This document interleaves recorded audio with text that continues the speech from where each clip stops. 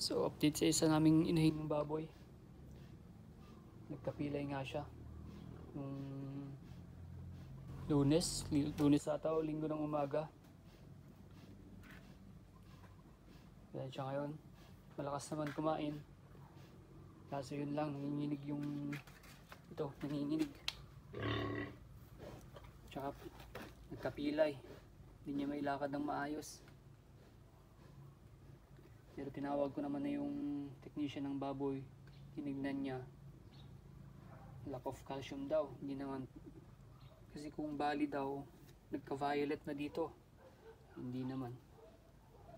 Kaya in-injection na niya nung DCM, dextrose calcium magnesium. Kasi lack of calcium daw. At ayun, pinabili ako nung vesicle powder. Ihalo ko daw dun sa pagkain niya muna.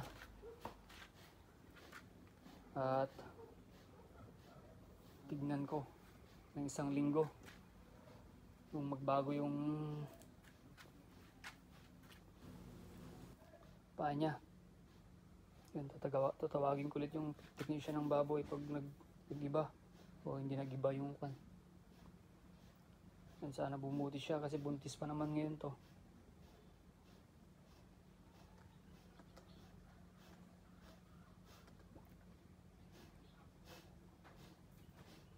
Yun lang, update ko ulit ito pag after sa ikalawang araw niya siguro. 3 araw yata niya ngayon eh.